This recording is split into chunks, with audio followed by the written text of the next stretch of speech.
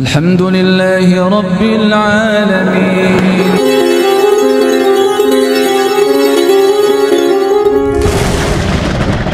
Di sini disebutkan secara khusus penisbatan orang yang bertawakal secara benar-benar kepada Allah, kepada burung itu disebutkan hadis ini sifat burung.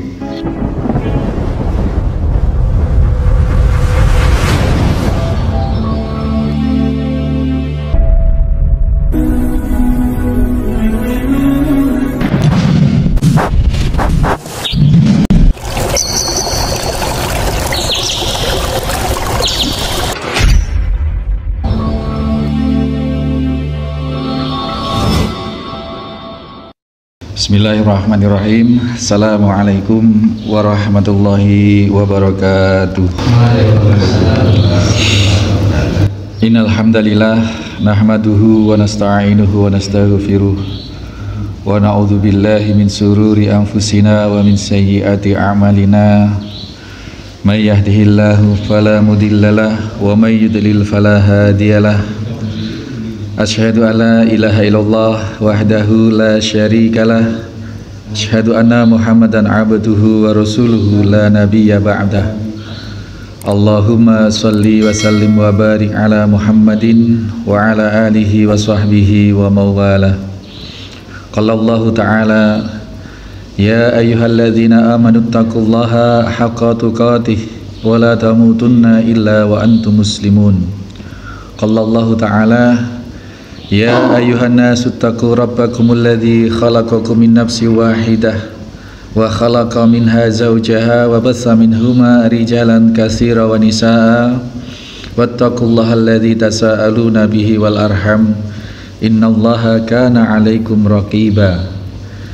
Ya ayyuhalladzina amanu taqullaha wa qulu qawlan sadida yuslih lakum a'malakum wa yaghfir lakum dzunubakum wa may yuti'illaha wa rasulahu faqad faza fawzan azim. Innal asdaqal hadis kitabullah ta'ala wa khairan hadi Muhammad sallallahu alaihi wasallam wa sharral umur muhdatsatuha. Hadirin jamaah subuh Mushola Al-Hikmah Talkandang dan juga segenap mustami dimanapun berada saat ini, rahimani wa rahimakumullah. Senantiasa kita diingatkan dengan 3 ayat sebagaimana yang Nabi ajarkan ketika bermukadimah.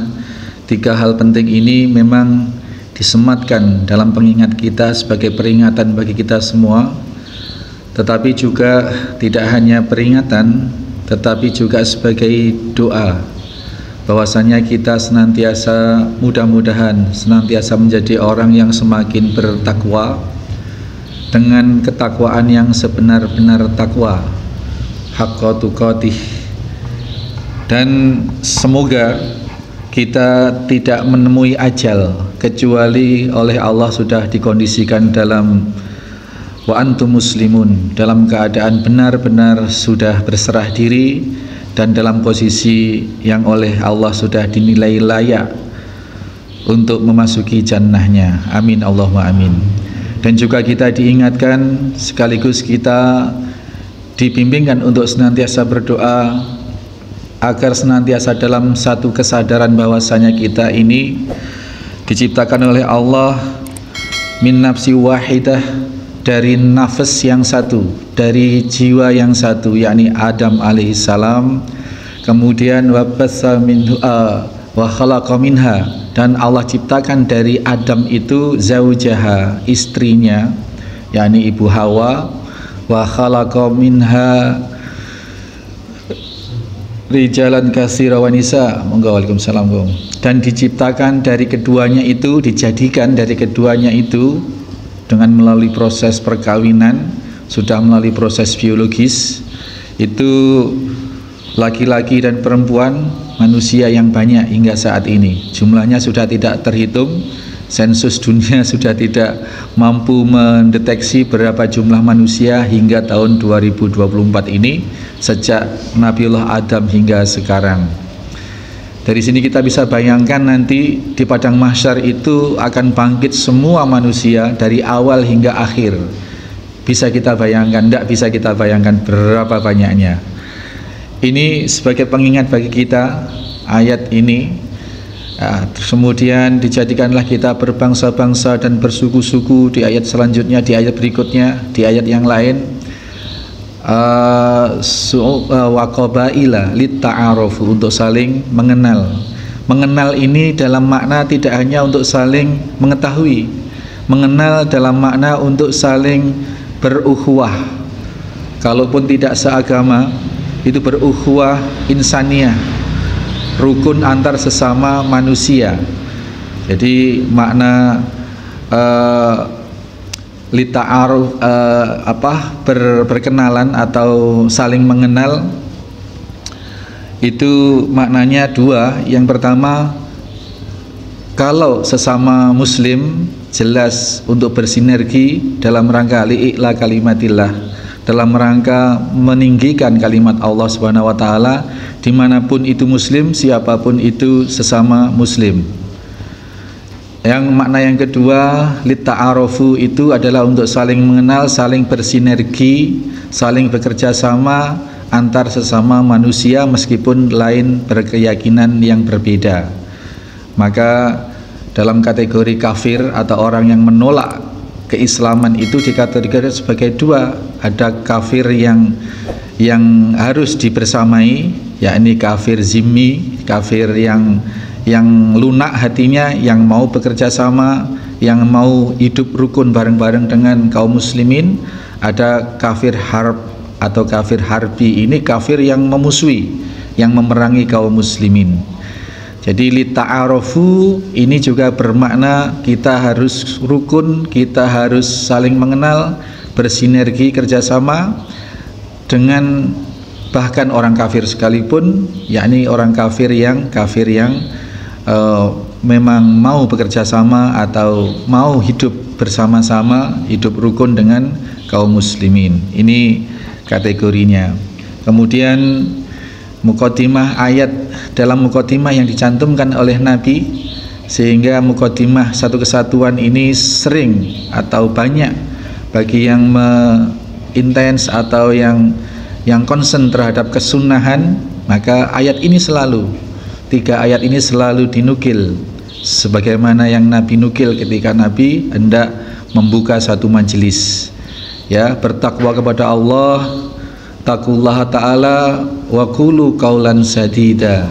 Muqaddimah itu, sehingga kalau ada yang mempertanyakan, itu loh kajiannya di Mushola Al-Hikmah hari Al-Firas itu selalu muqaddimahnya itu doang, kok tidak yang lain? Kalau yang kadang-kadang ada dengan kalimat-kalimat yang lain, ini semata bukan karena hanya bisanya itu ya, tapi karena memang kita ngambil kesunahan rangkaian muqaddimah itu pakai tiga ayat itu diantaranya.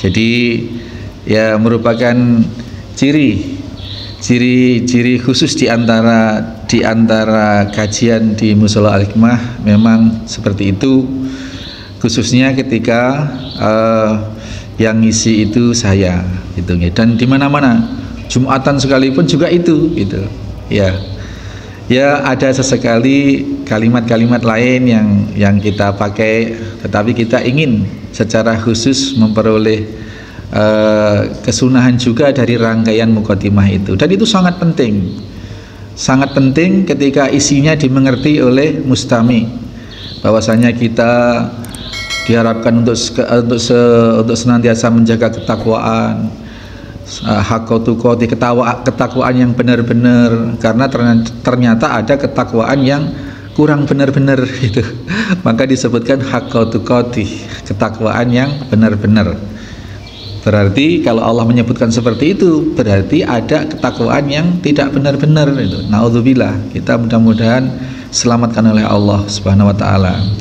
Dan terhadap baginda Nabi Shallallahu alaihi wasallam, kita senantiasa bersolawat atas beliau, tidak semata karena kita ingin mentaati Allah Subhanahu wa taala, karena solawat itu adalah perintah dari Allah, dan juga tidak semata karena ungkapan rasa syukur kita kepada Allah dan terima kasih kita kepada Rasulullah, tetapi ketika kita bersolawat, selain kita mengunjukkan kepatuhan kita kepada ad-dinul Islam, Allah, Rasulullah, kita juga berikhtisab atau mengharapkan terhadap apa-apa yang oleh Allah Subhanahu wa taala janjikan apabila kita bersolawat atas Nabi. Di antaranya Allah juga bersolawat ketika seseorang bersolawat atas Nabi 1 kali, Allah bersolawat kepada orang yang bersolawat itu 10 kali, terus mendapatkan jaminan syafaat dari Rasulullah SAW atas izin Allah di hari kiamat kelak, terus mendapatkan limpahan rezeki. Jadi di antara fadilah solawat itu di antara ada 12-an. Dan itu harus kita ketahui sehingga kita bisa memiliki rasa berharap. Karena di antara amaliyah yang Allah terima selain ikhlas dan mutaba'ah, fadilahnya akan diberikan oleh Allah pahalanya apabila kita ihtisab atau ada pengharapan pahala dari apa-apa yang kita lakukan itu. Kalau hanya ikhlas-ikhlas toh ya sudah, nggak apa-apa itu. Tapi perintahnya Allah wahtisaban, berikhtisablah, mengharaplah kalian terhadap pahala yang memang sudah disiapkan oleh Allah Subhanahu wa taala. Mudah-mudahan kita diakui oleh umat Rasulullah sallallahu alaihi wasallam yang benar-benar ingin mengikuti petunjuk dawuh baik dari Al-Quran maupun dari Al-Hadis yang dibawa oleh baginda Nabi Sallallahu Alaihi Wasallam. Masyarul muslimin rahimani wa rahimakumullah, jamaah mushola Al-Hikmah Talkandang, juga segenap mustami. Kita masih di bab yakin wa tawakkuli. Saat ini kita masuki hadis yang ke-79. Saya menganggap Sabtu ini Sabtu terakhir, makanya saya tadi malam WA tapi nggak dibalas. Nah, terus ya makanya sekarang kita, dan alhamdulillahnya juga hadis ini hanyalah merupakan penjelas dari keterangan-keterangan kita sebelumnya, masih berkisar tentang burung. Jadi tawakal ini oleh Allah lebih banyak diberikan contoh tentang burung. Ya, burung. Saya bacakan, nanti kita ceritanya lain-lain nanti nggih. Ceritakan tentang hewan-hewan yang memang oleh Allah sebutkan di dalam pensyariatan kita. As-sadisu, hadis yang ke-6 ini. Hadis yang ke-6 dalam bab yakin wa tawakkuli. An Umar radhiyallahu anhu qala, dari Sayyidina Umar bin Khattab radhiyallahu an, sami'tu Rasulullah sallallahu alaihi wasallam yaqul, aku mendengar. Jadi ini A1 Pak, jadi sumbernya dari orang pertama, mengatakan sami'tu, aku krungu, aku mendengar Rasulullah sallallahu alaihi wasallam, beliau bersabda, yaqul, lau annakum tawakkaluna alallahi haqqa tawakkulihi la razaqakum kama yarzuqut tayra. Kalau kalian bertawakal atau berserah diri kepada Allah, alallahi haqqa tawakkulihi, dengan sebenar-benar atau dengan sebulat-bulat tawakal. Ini kembali kita mendapat penegasan kalimat ini dari Rasulullah yang hakikatnya adalah dari Allah Subhanahu wa taala.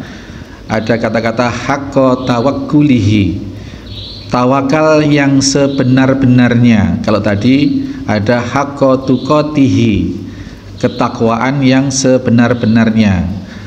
Kalau dinyatakan oleh Nabi, dinyatakan oleh Allah, ada kata-kata haqqa, berarti ada yang tidak haqqa, gitu loh. Makanya di sini ditegaskan, apabila kalian bertawakal kepada Allah dengan ketawakalan yang sebenar-benarnya, begitu, sungguh la razaqakum yarzuqut thair, maka Allah akan memberi kalian, memberi orang-orang yang bertawakal dengan tawakal yang sebenarnya tadi itu rizki sebagaimana rizki yang diberikan Allah kepada burung. Lagi-lagi burung ini. Kenapa di sini disebutkan secara khusus penisbatan orang yang bertawakal secara benar-benar kepada Allah kepada burung itu disebutkan hadis ini sifat burung. Kalau yang tempo hari tidak disebutkan sifat burung, tapi dalam penelitian oleh para ulama bahwasanya ketawakalan yang benar-benar itu adalah sebagaimana yang dicontohkan Nabi, ketawakalan yang bulat. Pedang sudah nempel di leher pun diancam, ayo sekarang siapa yang akan bisa menghindarkanmu dari ancaman ini. Rasul mantap, tidak pakai bahasa-bahasa kiasan. Allah dengan 3 kali menyebut asma Allah, menjawab orang yang nodong pedang tadi, maka Allah memberikan satu kemukjizatan. Orang yang sudah hendak memenggal leher Nabi tadi, menyembelih Nabi tadi, pedangnya jatuh. Nah, ini ketawakalan yang sudah paripurna, Nah, dalam hal ini ketawakalan yang dinisbatkan kepada burung itu adalah dalam hal memperoleh rizki.